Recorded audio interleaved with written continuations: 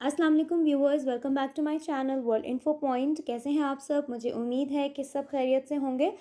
तो आज हम जो है हिस्ट्री के बारे में कुछ बातें करेंगे।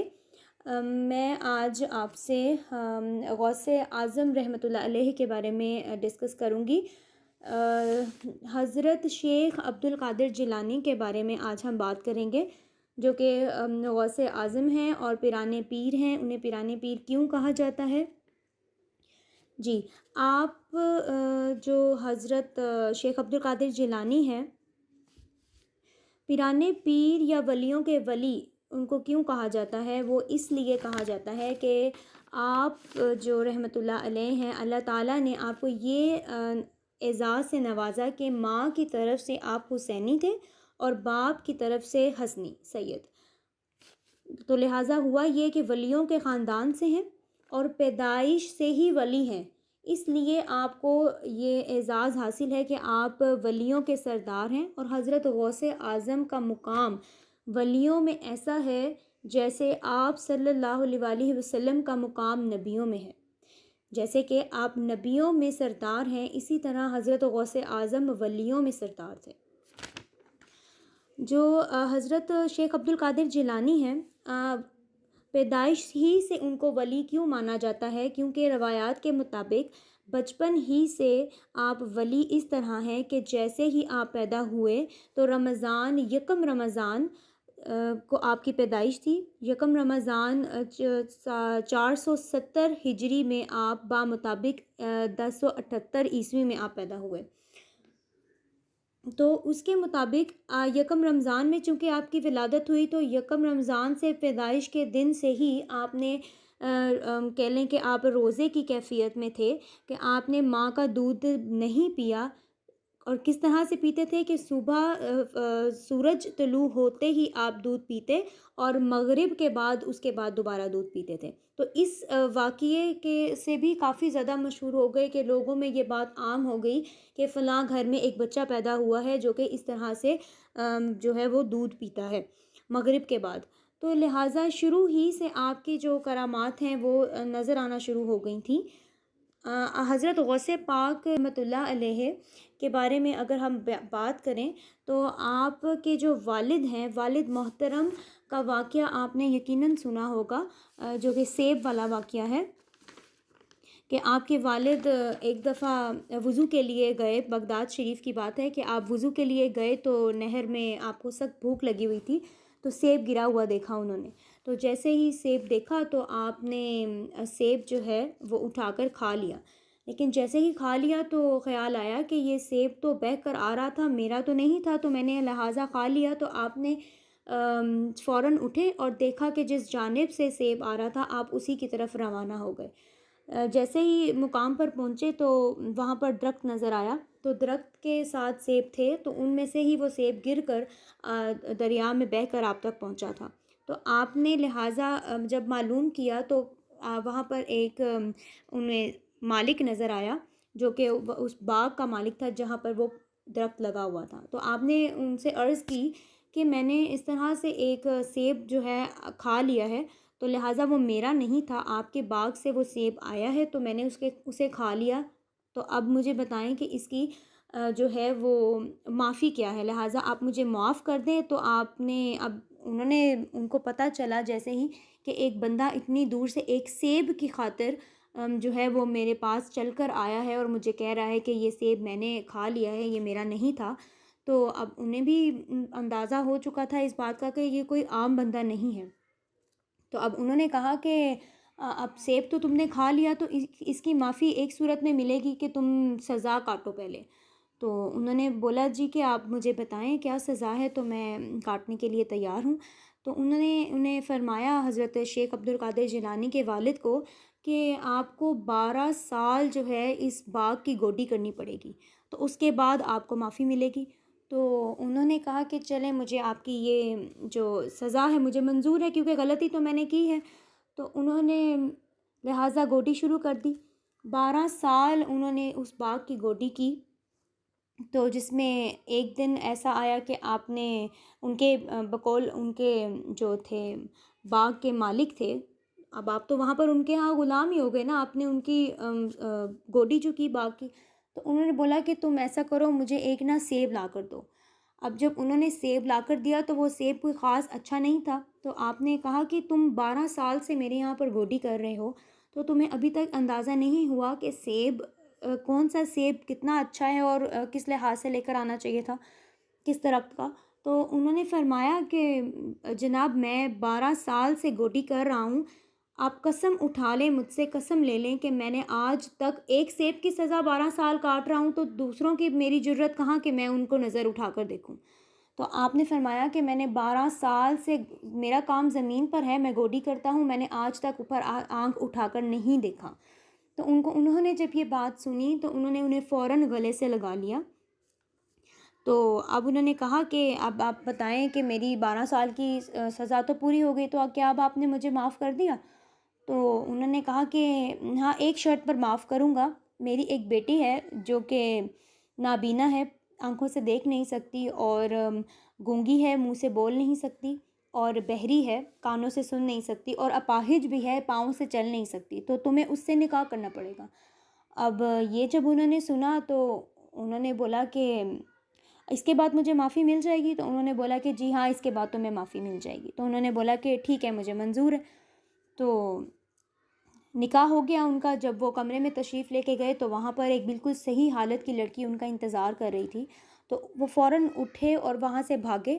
تو جیسے ہی باہر نکلے تو آپ ان کے سامنے کھڑے تھے، تو انہوں نے فرمایا کہ آپ نے آپ نے تو کہا تھا آپ کی بیٹی اس طرح سے ہے، لیکن اندر تو کوئی اور جو ہے خاتون موجود ہے، تو ایک غلطی تو میں کر چکا جس کی اتنی سزا کاٹی ہے، اب دوسری غلطی میں نہیں کرنا چاہتا۔ تو آپ نے انہیں فرمایا کہ یہ ہاں، میں نے کہا تھا، کیونکہ میری بیٹی کان سے نہیں سنتی، اس کا مطلب یہ ہے کہ اس نے آج تک کسی نامحرم کی آواز نہیں سنی، اور منہ سے گونگی ہے اس لیے کہ اس نے آج تک کسی نامحرم سے بات تک نہیں کی، اور آنکھ سے اندھی بھی اسی لیے ہے کہ آج تک کسی نامحرم کو دیکھا نہیں، اور اپاہج بھی اسی لیے ہے کہ آج تک نہ کسی نامحرم کے پاس چل کر نہیں گئی۔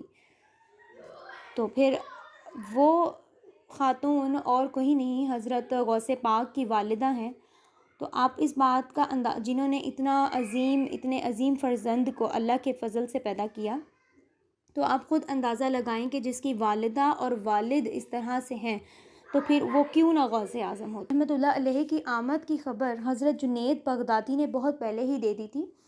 آپ اکثر فرماتے تھے کہ مجھے غیب سے اشارہ ہوا ہے کہ 5ویں صدی کے آخر میں ایک عظیم بزرگ تشریف لائیں گے، ان کا نام عبد القادر ہوگا، اور وہ گیلان میں یا جیلان میں ان کی ولادت ہوگی۔ تو یہ پہلے ہی سے اللہ تعالیٰ کی طرف سے ان ولی کی بشارتیں جو ہیں وہ ہوئیں، جس میں حضرت جنید بغدادی کو سب سے پہلے ان کی آمد کی خبر ہوئی۔ جب آپ اس دنیا میں تشریف لے کر آئے تو آپ نے بہت سی ایسی چیزیں اپنی بچپن ہی میں دیکھ لی تھیں، اور اپنے بچپن ہی میں کر لی تھیں ایسی چیزیں جو کہ عام بچے نہیں کرتے۔ جیسے کہ ایک دفعہ بیل کے ساتھ کچھ بچے کھیل رہے تھے، تو بیل جو ہے ان کی کبھی کوئی ان کی پیچھے پونچھ سے کھیل رہا تھا، کوئی بچہ کبھی اس کے کان کے ساتھ چھیڑ رہا تھا، تو آپ نے جب ایسے ہی کرنا چاہا تو بیل نے مڑ کر آپ کی طرف دیکھا اور اشارہ کیا، اور پھر بولے کہ عبد القادر باقی تو ایسے کر رہے ہیں، تم تو ایسے نہ کرو۔ تو جب انہوں نے یہ دیکھا کہ عبد القادر جیلانی نے جب یہ دیکھا کہ بیل منہ سے بول رہا ہے اور مجھ سے مخاطب ہو کر کہہ رہا ہے کہ تم ایسے نہ کرو، تو وہ کافی گھبرا گئے، چھوٹے بچے تھے اس ٹائم پر۔ تو آپ فوراً بھاگ کر اوپر اپنے گھر چلے گئے۔ گھر گئے ہیں تو جا کر چھت پر کیا منظر دیکھا، چھت پر گئے ہیں تو جب چھت پر گئے تو لبیک کی آوازیں سنائی دے رہی ہیں، اور مسلسل یہی آوازیں انہیں سنائی دے رہی ہیں۔ جب چھت پر سامنے دیکھا تو سامنے انہیں جو ہے وہ پورا منظر صاف دکھائی دے رہا ہے کہ خانہ کعبہ ہے، اور اس کے ساتھ جو ہے لوگ طواف وغیرہ کر رہے ہیں اور حشر کا میدان ہے۔ تو آپ فوراً سے ڈر گئے اور نیچے آئے، اپنی والدہ کو سارا ماجرا بتایا۔ تب ان کی والدہ نے ان کو بتایا کہ مجھے بیٹا یہ بشارتیں جو ہیں وہ تمہارے پیدا ہونے سے بہت پہلے ہی مل چکی ہیں، تو لہٰذا تم جو ہو وہ عام بچوں میں شمار نہیں ہوتے، تو اس طرح سے آپ کی زندگی، آپ کے بچپن ہی میں آپ نے بہت سی ایسی چیزیں دیکھ لی تھیں، اسی وجہ سے آپ چونکہ بچپن ہی سے ہی ان چیزوں سے واقف تھے، اس لیے آپ کا جو پیرانے پیر آپ کو کہا جاتا ہے۔ پھر اس کے بعد آپ کی والدہ نے 80 دینار ایک بکسے سے نکالے اور بتایا کہ تمہارے والد، آپ کافی چھوٹے تھے جب آپ کے والد کا انتقال ہو گیا، تو والدہ نے فرمایا کہ یہ 80 دینار ہیں، یہ 80 دینار ہی تمہارے والد جو ہیں وہ چھوڑ کے گئے تھے، جس میں سے 40 تمہارے ہیں اور 40 تمہارے بھائی کے۔ اب یہ 40 دینار لو اور بغداد جاؤ اور بغداد سے تعلیم حاصل کر لو۔ تو جس پہ آپ نے 40 دینار جو ہیں وہ بغداد میں تقریباً انہیں کافی سال کا عرصہ لگا، آپ بغداد پہنچے۔ بغداد پہنچ کر آپ نے اپنی جو ہے وہ تعلیم، جو علمی اور دینی تعلیم تھی، وہ انہوں نے وہاں سے حاصل کی۔ آپ نے دین کی راہ میں بہت سختیاں برداشت کیں، آپ نے بہت فاقے کاٹے، اور یہ بھی سننے میں ہے کہ آپ نے، کافی روایات میں آتا ہے کہ آپ نے پتے تک کھائے، اتنے فاقوں کی نوبت تھی کہ آپ نے پتے تک کھائے۔ اور اس کے یہ واقعہ جو ہم نے، مشہور واقعہ جو 40 اشرفیوں والا، دینار والا سنا ہوا ہے، اپنی کتابوں میں بھی ہم نے پڑھا ہے، وہ یہیں سے شروع ہوا تھا کہ آپ کیونکہ چھوٹے تھے کافی، تو 40 دینار دے کر ماں نے بھیج دیا کہ جاؤ جا کر تعلیم حاصل کر لو۔ تو بغداد کے راستے میں ہی تھے آپ جب ڈاکو آپ کے پاس آئے تھے اور انہوں نے آپ سے پوچھا تھا کہ تمہارے پاس کیا ہے۔ حالانکہ وہ ڈاکو ان کا مقصد آپ سے پوچھنا نہیں تھا، آپ کے قافلے میں جو اور مزید لوگ تھے ان سے انہوں نے پوچھا تھا، لہٰذا آپ کافی چھوٹے تھے، تو انہوں نے ایک دفعہ آپ سے بھی پوچھا کہ تمہارے پاس کچھ ہے، تو جس پر حضرت شیخ عبد القادر جیلانی نے فرمایا کہ جی میرے پاس 40 دینار ہیں۔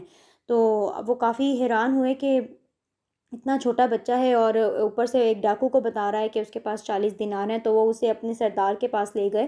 تو جب سردار نے پوچھا کہ بیٹا تمہارے پاس کیا ہے، تو انہوں نے بولا کہ میرے پاس 40 دینار ہیں جو کہ میرے کرتے میں سلے ہوئے ہیں۔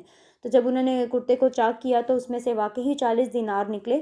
تو آپ بڑا حیران، تو وہ ڈاکو کافی حیران ہوا، تو اس نے پوچھا کہ تم اتنے چھوٹے اور ہم اتنے بڑے ڈاکو ہیں، تو تم نے ہمیں کیوں بتایا کہ تمہارے پاس 40 دینار ہیں؟ تو جس پر آپ رحمۃ اللہ علیہ نے کہا کہ میری ماں نے مجھے ایک ہی سبق پڑھایا تھا کہ بیٹا کبھی بھی جھوٹ نہیں بولنا۔ تو آپ رحمۃ اللہ علیہ فرماتے ہیں کہ وہ پہلے لوگ تھے جو میرے ہاتھ پر جنہوں نے توبہ کی اور میرے ہاتھ پر جنہوں نے بیعت لی مجھ سے، یہ وہ ڈاکو ہی تھے جنہوں نے کہا کہ تم اتنے چھوٹے ہو کر جو ہے وہ اپنی ماں کے اتنے فرما بردار ہو اور جھوٹ سے اتنی دور ہو، تو پھر ہم تم پر توبہ کرتے ہیں اور تمہارے ہاتھ پر ہم بیعت لیتے ہیں۔ تو آپ نے باقاعدہ اس کو بتایا ہے، آپ رحمۃ اللہ علیہ نے، کہ میرے ہاتھ پر جب میں بہت چھوٹا تھا تب سب سے پہلی بیعت جو لی وہ ان ڈاکوؤں نے ہی لی تھی۔ اس کے علاوہ بھی بہت سے اور قصے ہیں جو کہ آپ کے زندگی سے وابستہ ہیں، جیسے کہ بغداد کا سفر ہے جو آپ نے اس میں سختیاں برداشت کی، وہ اس کے علاوہ دین کا جو آپ نے دین پھیلانے میں کوئی کسر نہیں چھوڑی۔ آپ دین جو ہے وہ تقریر کے ذریعے پھیلاتے تھے۔